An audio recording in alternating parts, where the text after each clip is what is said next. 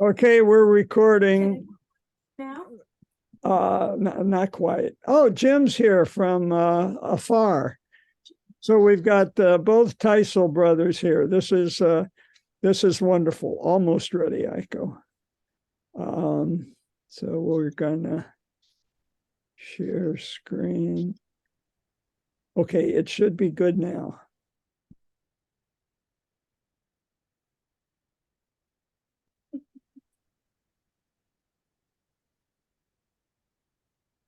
Okay, I hope you see where in the world is Martinez.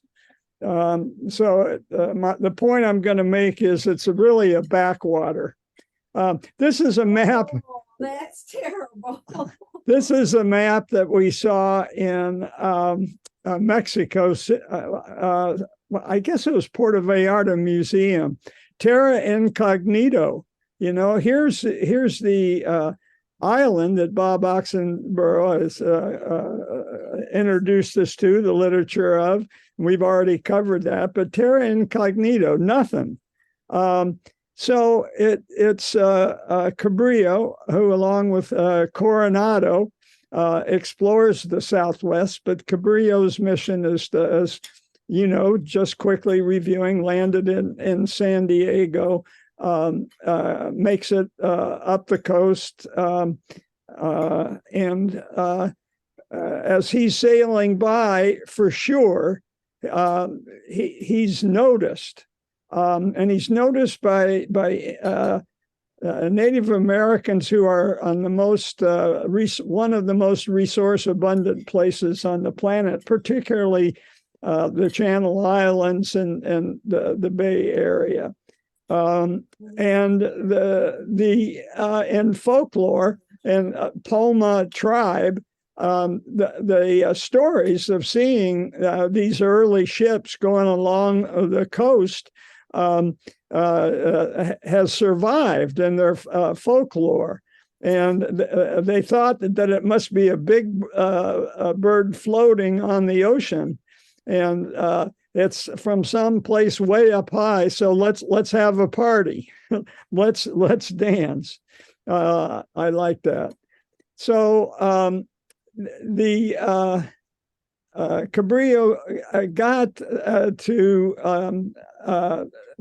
Bahia de los Pinos. That was in Monterey.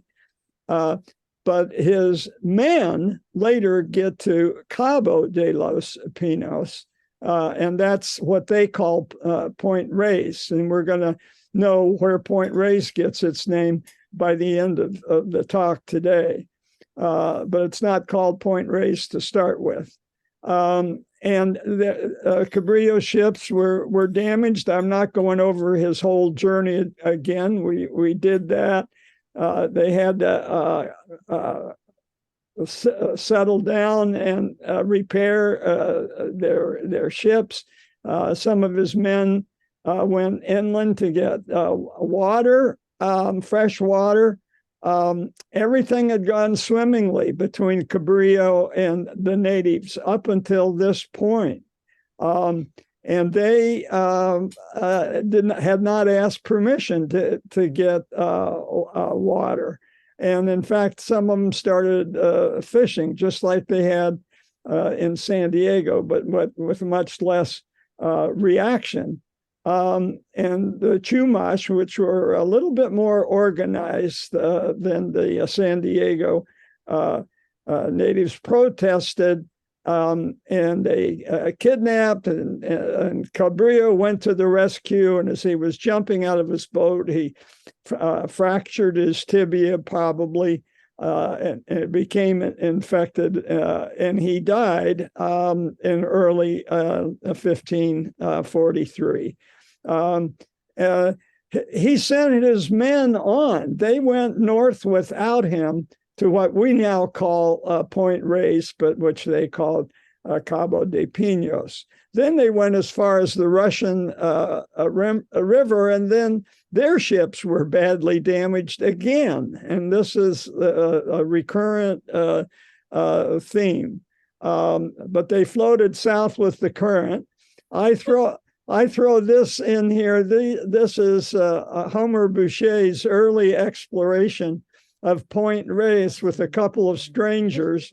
So Homer's not here today, but I know he's fighting some medical problems. So I had to put this in for him, and I'll send him the exact minute marker and the link that I send him. So Cabrillo missed the San Francisco Bay twice. He missed it once, and his men missed it a second time. You can see his men went even further north. This is the dotted line without Cabrillo. We heard another theory, Rudy and Iko and I did, about why the ships kept missing what we call the Golden Gate, what the Spanish would eventually call La Boca, was that the Farallon Islands obscured the view of the entrance. We're all familiar with Fog and Angel Island and Contra Costa behind it, blurring it out. But let's see, somebody's here. Okay, a couple of people are here. Oh, Homer. I'm going to surprise Homer. Sorry, folks. Homer is in need of a laugh. Homer, are you there? I'm here. I'm here. Well, you just missed an interesting slide that I want to show you. Well, I'm sorry to be late. All the more so. We'll make up for it. Let's see. I'm trying to. My screen is obscured somehow.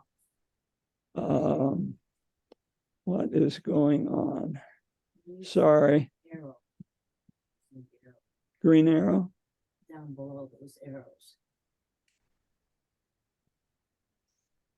Ah, here it is. Okay. So Homer, I'm just going to go back. We've been talking about visitors to Point Reyes, and there were some strange visitors there that you might recognize. I got a good laugh from you. That was my intent.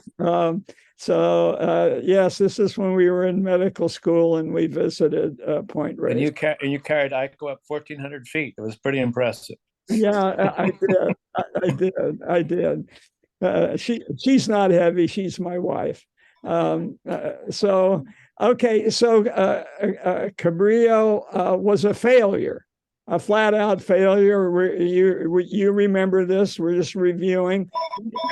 He didn't find the Northwest Passage. He didn't find any other openings of water to the sea. They had theorized that they would see the Colorado opening to the sea, which in fact would keep California as an island, right? But they didn't see any river openings at all. They could see snow in the Sierras. How did they think that the snow was going to get to the sea if there wasn't a river? Well, we all know it was our wonderful waterways in the valley that we've studied a lot. Nor did they find mineral wealth. Peru's Potosi set a pretty high bar. They were pulling silver out of there. But what if they had discovered the Bay Area? There was gold in them there hills. What if they had been able to make it up to Sutter's Mill? You know, I like to entertain myself with what if questions. They didn't even find stuff worth buying. When they got to the Chumash, they thought they might be encountering a civilization, maybe approaching the Aztecs, but no, they never found stuff worth buying or trading, except for food. But by then, Spain was putting all their money in Manila, where they were getting Chinese-produced silks and other goods. So that was going to be where Spain was going to put their bets. There were some long shots that they failed to find. They failed to find Queen Califia that we read about and heard about. They didn't even figure out that whether North America was connected to Asia, because they were way short of the Bering Straits. But most importantly, they missed our shellfish Garden of Eden, the San Francisco Bay, which would have been an ideal resupply port. That was one of his missions. That left Cabrillo. All he was going to have to show for it was what he got out of it from his personal greed. But in fact, if he had lived, he would have been much poorer. He sunk a lot of his own money into the ship. So, we talked about this on this particular trip. He treated the natives decently, at least until the very end, and that cost him his life. In Mexico, he had behaved terribly. We won't need to go over that again. Nevertheless, we've had various things named after him, put him on a stamp, but that's for, we've already dealt with that. So Spain said, I think we're not going to head north anymore. There's nothing up there until the Protestants came. And the person of Sir Francis Drake, who also missed La Boca, the Golden Gate, as it would eventually be called. The name was given to it by John Fremont because he'd read about the Golden Horn in Istanbul. But Drake was quite a guy. Even though he missed the San Francisco Bay, he was the first captain to stay with a ship all the way around the world. Magellan had died in the Philippines, but Drake made it all the way around as a captain. So that's something. And he was, of course, a pirate. And Elizabeth sent him to harass the Spanish. And I want to give a little bit of that history because it's interesting and we're familiar with part of it, but it comes into the story. So what had he been doing? He came up and headed around the Straits of Magellan, headed north, raiding these Spanish galleons that were carrying on this trade between Manila and, well, the port was Acapulco then. And the English had that information, and they started attacking these ships. His ship wasn't that big. It's still kind of a mystery to me how he could overtake these galleons and just go into the hold and rob them blind, but he did. And by the time he got to Point Reyes, his ship was bulging. And Acapulco, which we're familiar with in another context, was the terminus of the Manila galleon trade. It was the only way that Spain could get its goods back to Spain. They had to come back by way of California. They couldn't go west from Manila. And you'll remember why that is, but we'll just review it. So from Acapulco, they had to take it across and reload it and take it to Havana and then take it to Seville. And that's because of this compromise that the Pope imposed on the two Catholic sea powers, Portugal and Spain. Portugal got the purple, and so Spain couldn't head from the Philippines back to Spain that way. They had to come back the long way. This is a very interesting map, and we could spend a whole hour just talking about this map, about how the Pope divided the world between Spain and Portugal. But it's interesting, and you can see how Portugal manages to nip off the nose of South America, so they get Brazil.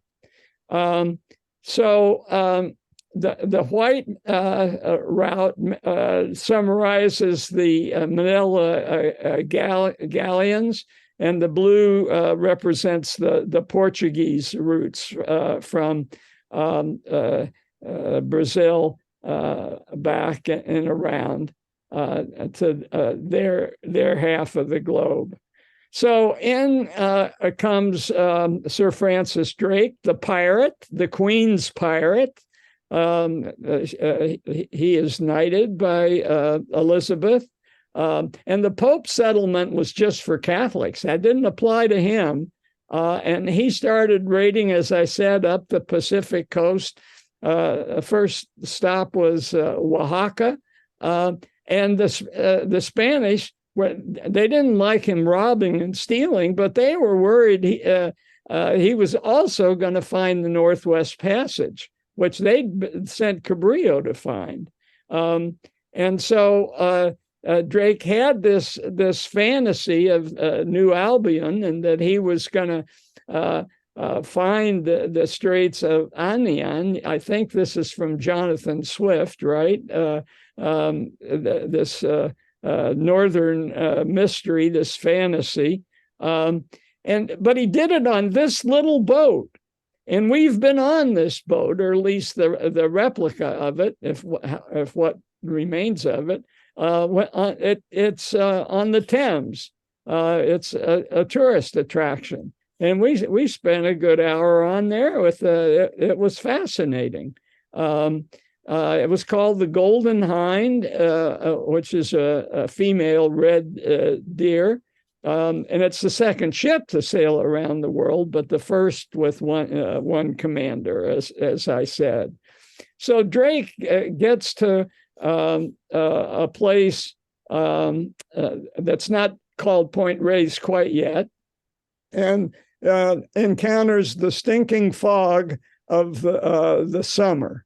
The chaplain on that trip gives a very detailed description of Miwoks. I think it's the first description we had, and it's a kind of a strange story. There's no meeting of the minds, that's for sure.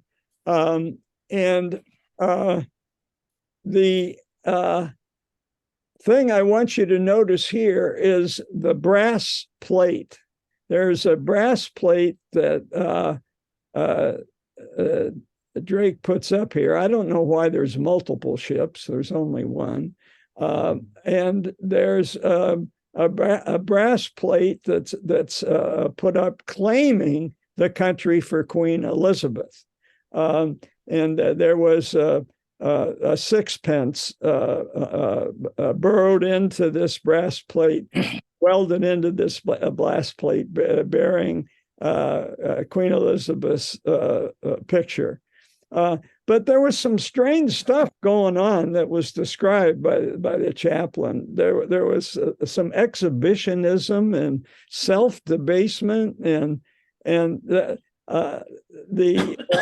anthropologists that have studied this are try to understand what was accomplished, but not there were mutually incomprehensible claims made, and Drake left thinking that they thought he was a very powerful person, but it turns out they thought he was the devil, and that's the way things go. So there was this brass plate turned out to be a very interesting hoax. Rawls summarized it very briefly. We could spend a whole hour going through the hilarity of the hoax. Look up E. Clampus Vitus. They were the culprits. But it fooled the Bancroft Library for almost 40 years, and it was on display there.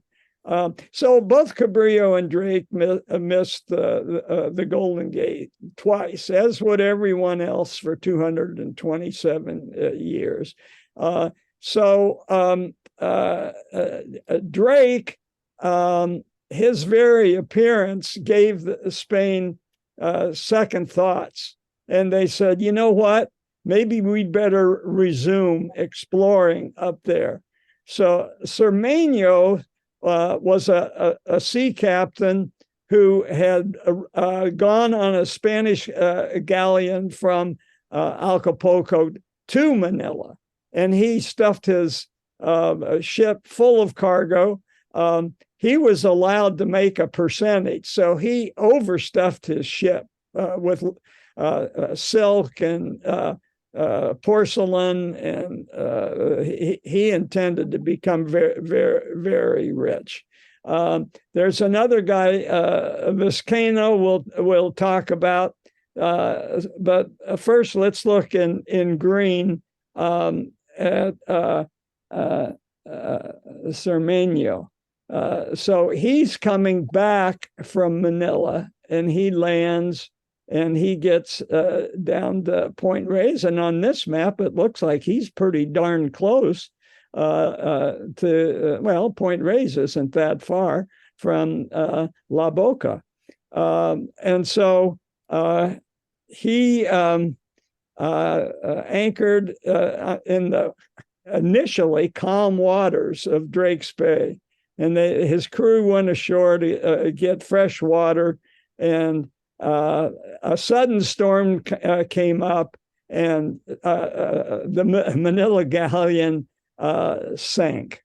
The crew got home, but they had to row their way home in a longboat all the way to Mexico. Now, they had the California current heading south, helping them.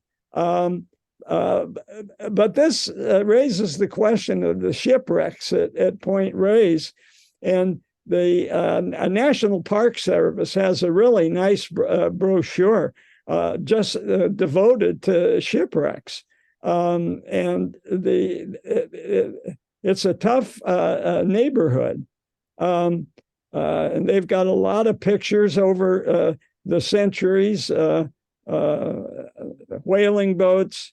But Cermeño, he really wanted to find a safe harbor. And even though he'd lost his main ship, he had the small longboat that he had in pieces that they managed to retrieve and put together. And this is the boat that 70 men are going to pack into and row their way back to Acapulco. So the 70 men were not happy. They had noticed that Cermeño had packed so many goods and overstuffed the boat for his own profit.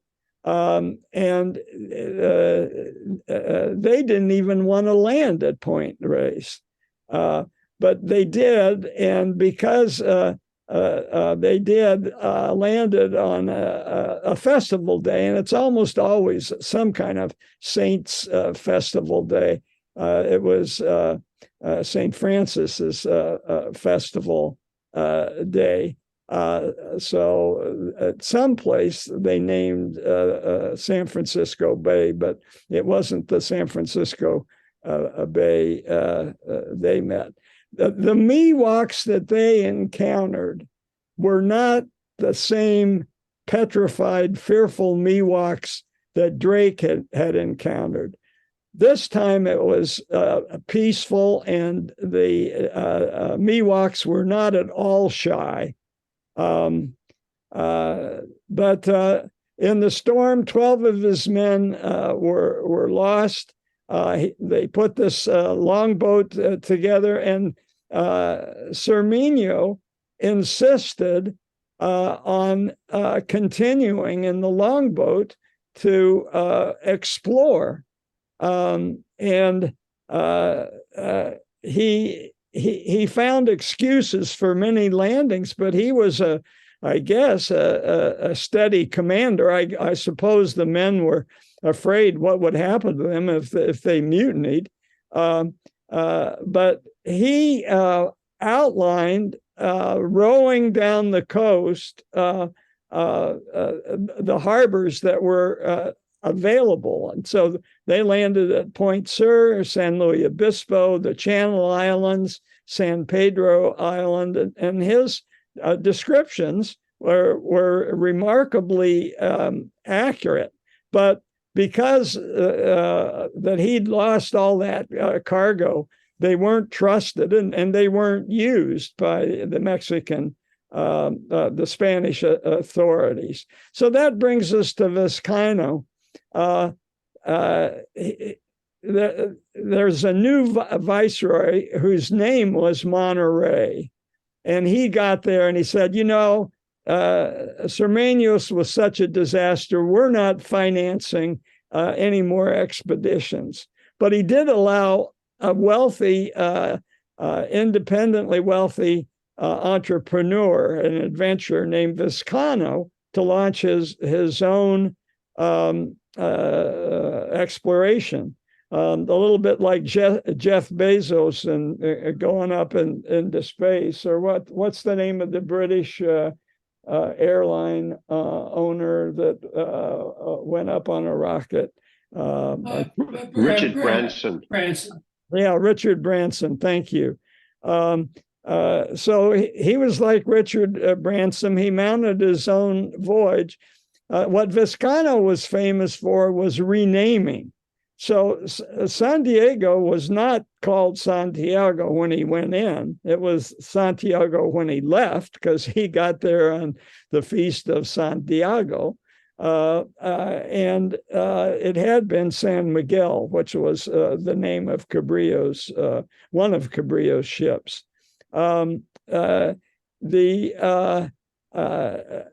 He also went north into the Channel Islands, Homer, and he's the one that renamed Santa Catalina.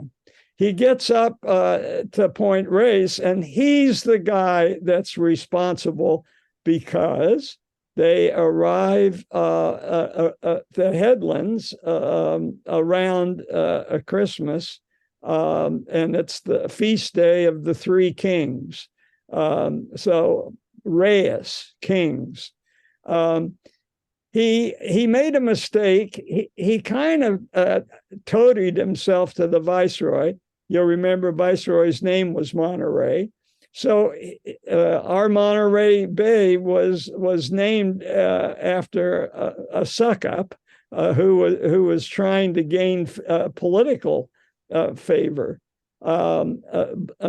shamelessly. And his main mistake was he overhyped Monterey as a great port for the returning Manila galleons, and it wasn't a great port in that sense. And And guess what? Vizcano around Point Reyes, even though he was there for the Three Kings, his ship got damaged by storms. So one California historian calls Point Reyes the Western Bermuda Triangle. And if you read history, it is.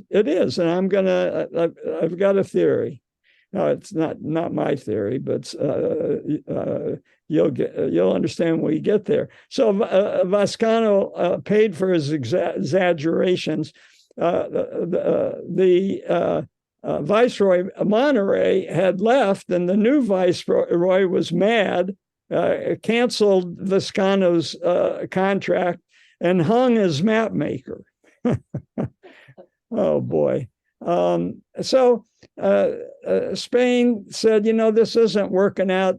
California is just not a hospitable place for ships. We'll just build bigger galleons, obviating the need for resupply.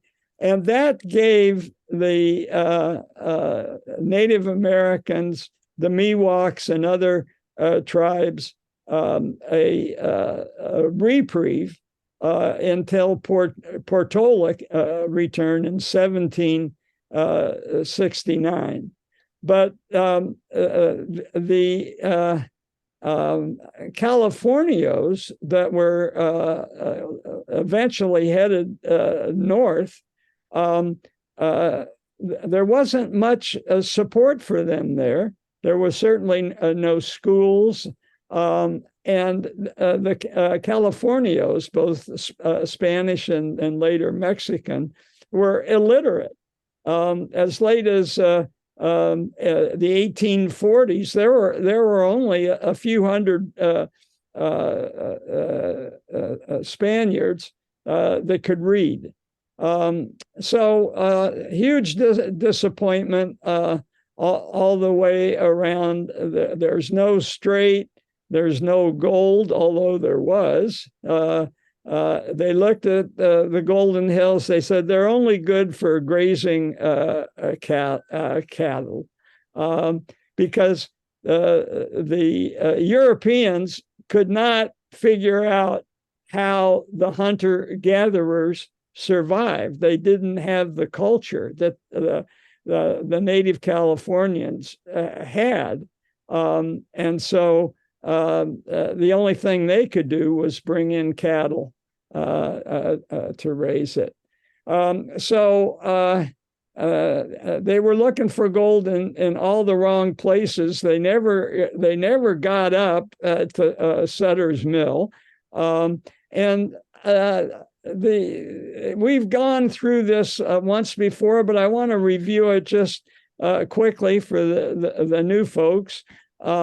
Our delta is not your regular delta. It's an inverted triangle. It's a rare kind of delta. It's inland, and that's strange. Most deltas, named for triangles, describes the phenomenon of rivers like the Nile as it approaches the Mediterranean, branching out because of silting and blocked waterways. These rivers often change their courses, creating a delta.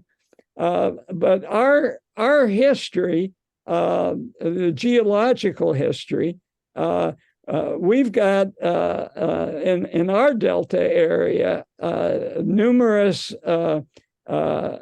channels coming together into one funnel, which is the Carquinez Straits. So subduction has created a new coastline, the coastal range, beyond our delta, as the Pacific plate gets scraped off by the continental plate, creating the coastal range and all this uplifted ocean sediment. Now, early on, it was the Farallon plate, which got pushed away by the Pacific plate, that in geological time created a lot of this formation. So with throw in global warming and the rising of the sea levels, and anything like a real delta that we had going through our current Bay Area was submerged, drowned. The river valley was drowned as sea levels rose. It was like filling a bathtub. So this was at one point dry, as this picture shows. So the sea, the coast, was here. You had all this land, almost all the way out to the Farallones, and there was a river valley going through the middle of our current bay, and going some 18 miles out. And what I like is this animation, which just shows the act of the bathtub filling. So just imagine this is an empty bathtub, and now we're going to fill it with water. It's melted water from glaciers. So I think this will work. Sea level rising, 14,000 years ago, 11,000, 10,000 years ago, 8,000 years, 7,000 years ago, 6,000 years ago. And there we go. There's a little bit of an overshoot there that I still can't quite explain.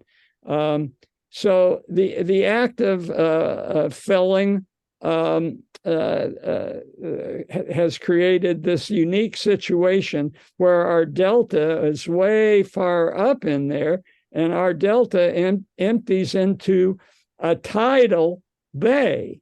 And so a lot of where the rivers come together is estuary, and this is an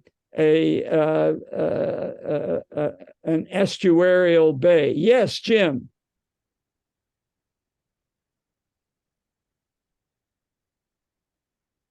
Jim, we can't hear you.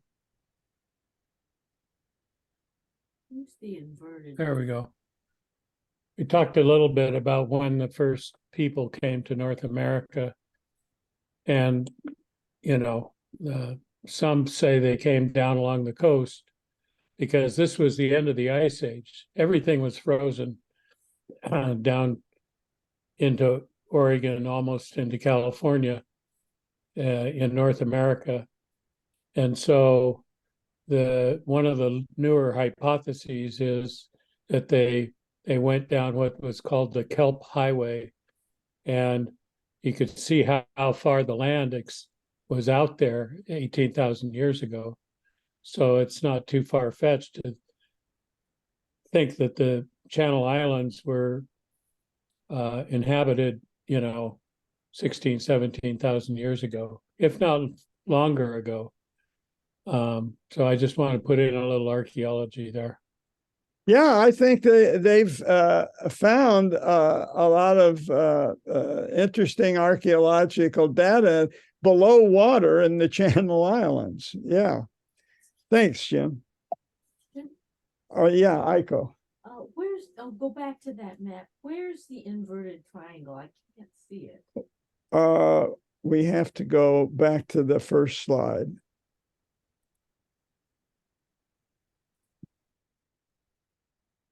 I'm having a hard time going back, Aiko, sorry.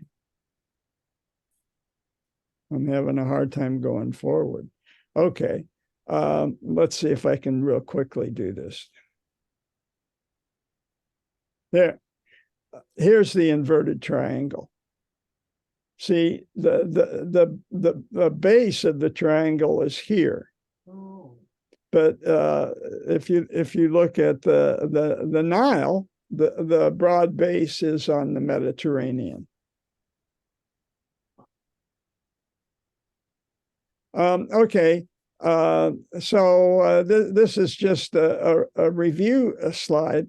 But we're getting close to Martinez, because now the channels and the geological forces have pushed the channels together. Now, the Carquinez Strait isn't a strait until 70,000 years ago. It's part of the coastal range. And so all this water was an inland sea until 70,000 years ago.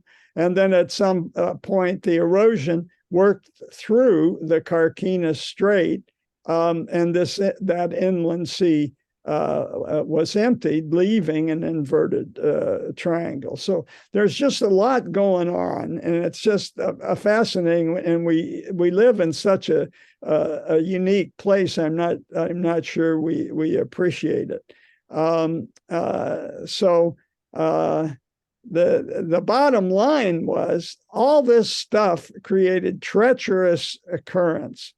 So the instead of the Nile, the water being released through many channels into the Mediterranean, it's all focused on La Boca, and it's tidal. So if you're a sailor and no one's mapped out what the water does, it's going to take 227 years to figure out why it's so treacherous. And you've got to look at your tidal tables and know where exactly where to sail. And that's all because of the inverted triangle, focusing all the water at one point. And at maximal tidal flow, the volume of the water flowing through La Boca equals the Amazon. So that's a lot of water. And here are some numbers. The water depth at the Golden Gate is 300 feet, which is about, I think it was at the time where of the Ice Age, it was 400 feet, but the water has kept a 300 deep channel open there. And the rest of the bay, the estuary, averages just 14 feet.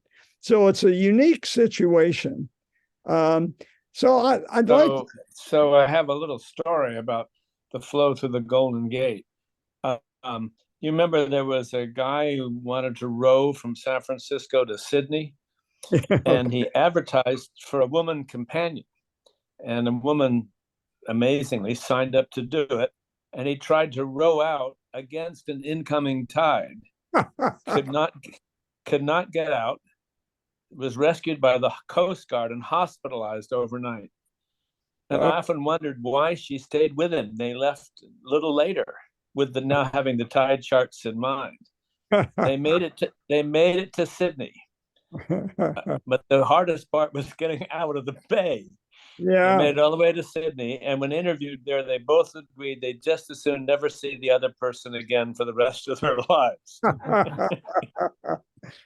That's a good one. So, I mean, I can imagine the Teisel brothers know a lot about because John has a sailboat and spends a lot of time, and he probably has experienced some tense moments out there. So it's not your average sailing bay.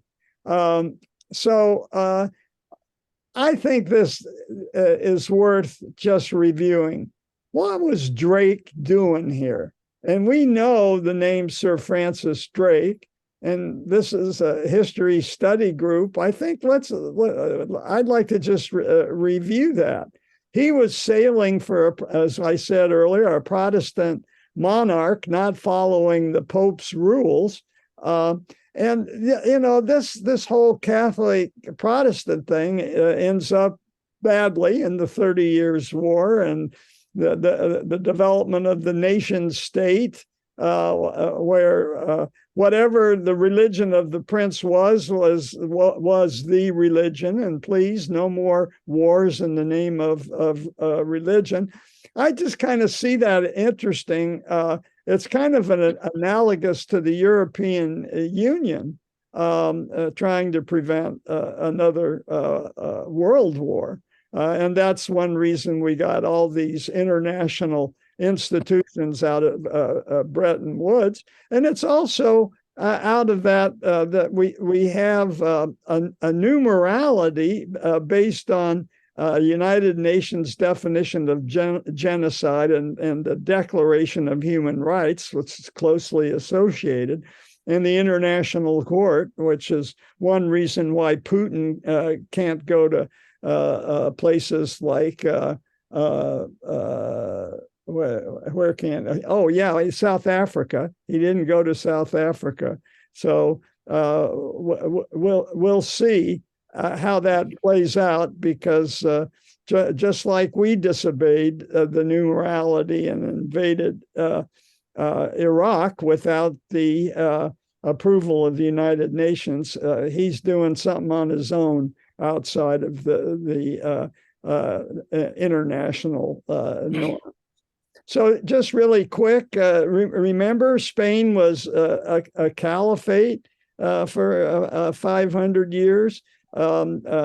Jews were an active and productive part of the caliphate, 5% of the population, a much better fate than they met at the hands of the Crusaders. But eventually, some remnants of the Visigoths, who are Catholic, start controlling Castile and Aragon, and pushing the Muslims out. And then you eventually get Ferdinand and Isabella of Aragon and Castile. And the family tree is interesting. This is an abbreviated form. Our initial core group did a much bigger thing on this when we reviewed the Habsburg dynasty. But interestingly enough, the Habsburgs get into Spain by way of Philip the Handsome, who marries Juana the Mad. And you can't make this stuff up. History is so interesting, but it's about ready to get more interesting because you follow the family tree down. Charles V was a big deal. A lot went on under his rule, but he has, let's bring England into it. He has a son, Philip II, who finally marries Mary, the woman we would come to know as Bloody Mary. Just going back to the top of the tree, why was she considered the mad? And here's Philip the Handsome, who is a Habsburg. Make up your own mind. But maybe Juana was called mad because she argued with Ferdinand after Isabella died over the mother's inheritance. And so,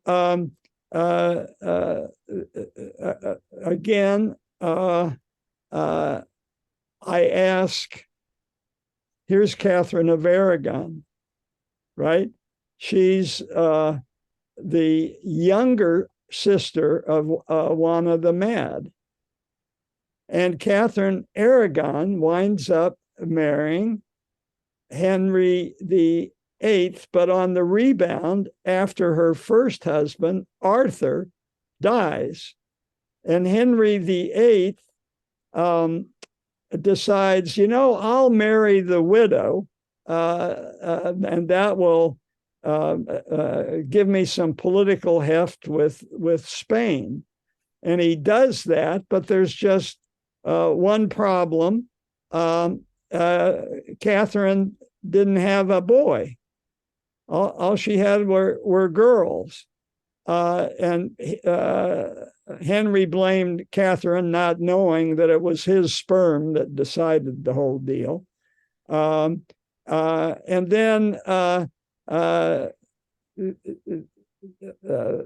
there was Edward VI, who entered into the family tree.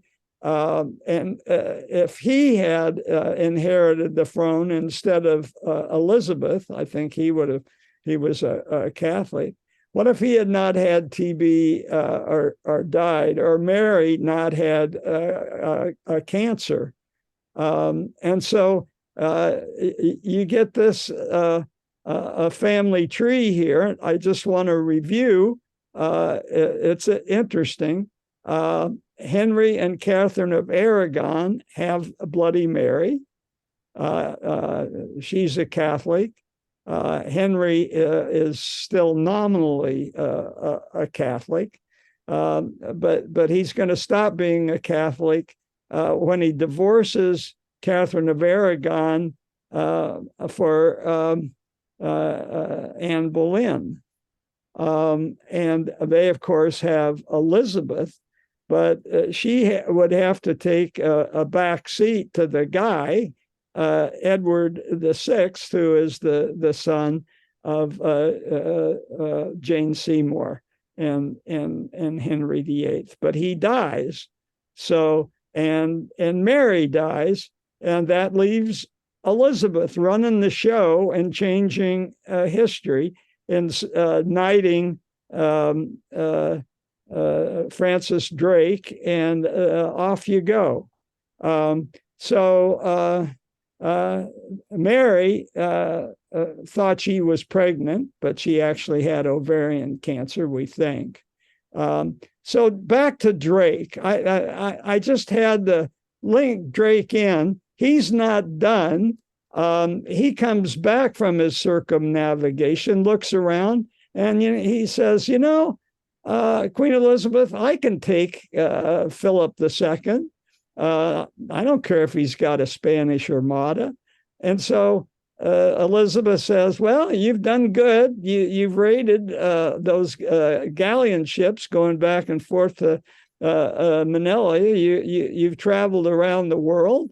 You've got some credibility. Yeah, go ahead, raid Cadiz. And so the pirate raids Cadiz, and off we go.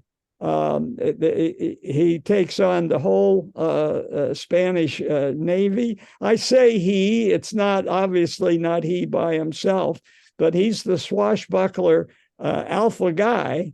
And they meet off the coast of Cornwall.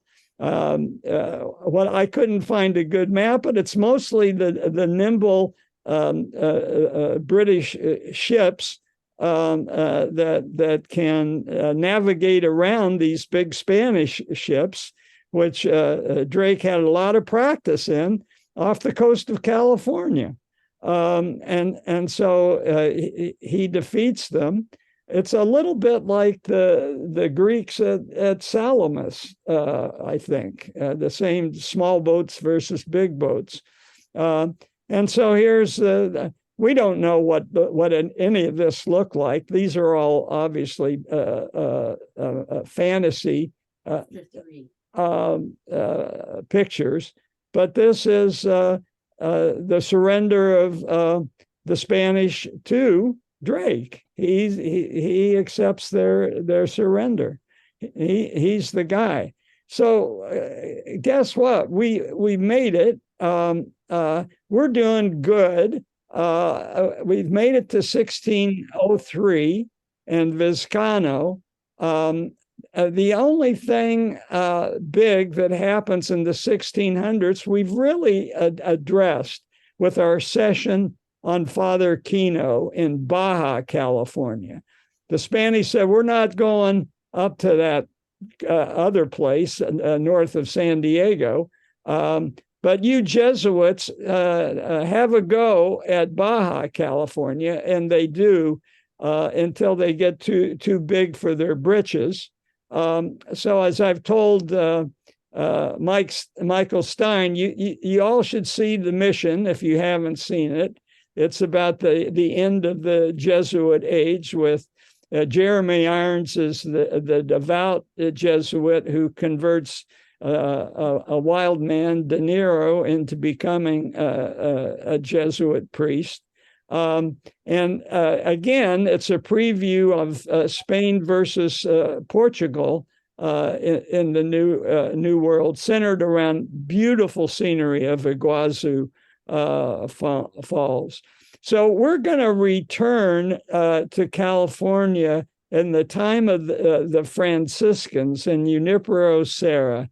But this is my lead-in to the Martinez story. I've got a couple of minutes, and I'm just going to get Martinez on, at least on the map.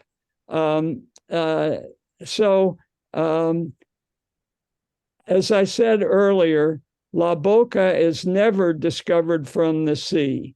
It's discovered from land. Monterey has sent a relief party up to some ships they know are at, or should be at Point Reyes, and they're going overland because they think they can.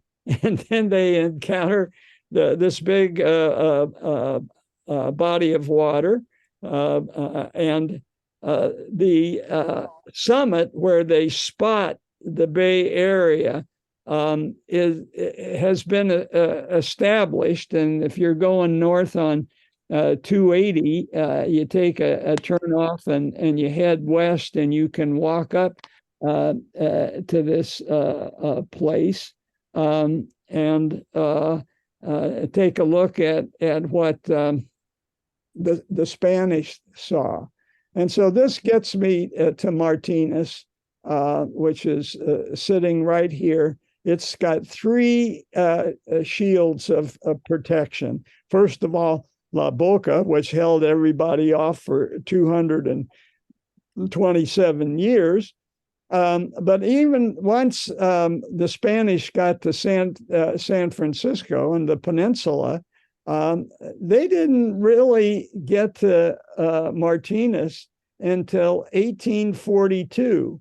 And I think this is very interesting because 1842 is exactly 300 years after Cabrillo touches current California in San Diego. So the Miwoks of the Alhambra Valley, and I'm going to have a lot to say about the Alhambra Valley.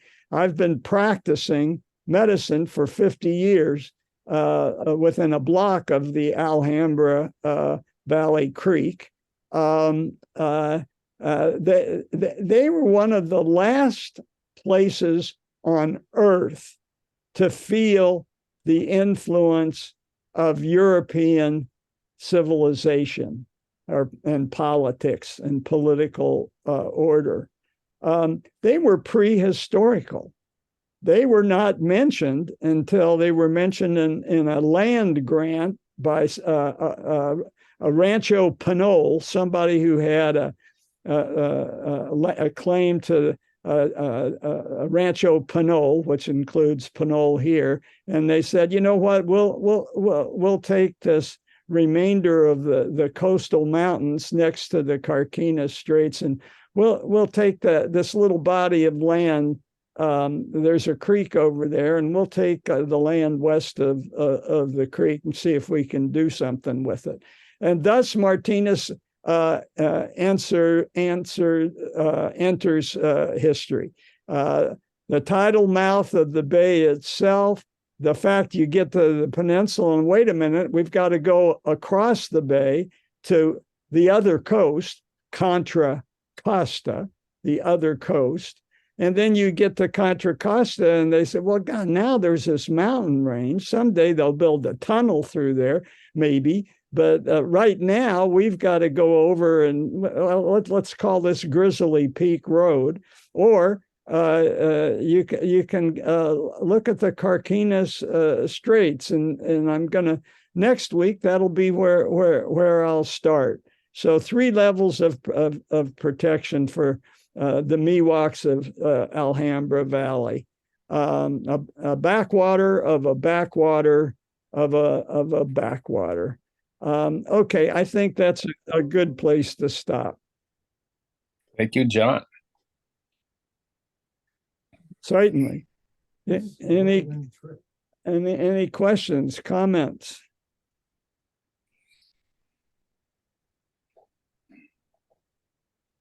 Very interesting. No question about it. Yeah. Okay, well, we'll resume next week, and we enter a period I'm very familiar with and a town I'm very familiar with, and so I'll just tease you by saying in 1914 there are 2 world famous people alive in Martinez. And you all can puzzle over that and return next week to find out in more detail, maybe more detail than you'll want to know, these 2 people. Okay. John, can I guess? Go ahead. I'm thinking John Muir and Joe DiMaggio. You got it. You got it. You got it. Okay. Hey, John, a quick question for you too. I think that I think I went out to that hospital and got a COVID shot at some point, but wasn't it the Kaiser hospital, which is across the road, right? Yeah, the Kaiser hospital, is to the south of the main part of Martinez. But the Alhambra Valley is bisected by Highway 4, so the watershed continues in that direction. Was California See gold you next week. and the silver mines of Potosi I don't know that. ruined Europe? I don't know that. I don't know that. I'll stop the taping, don't you think?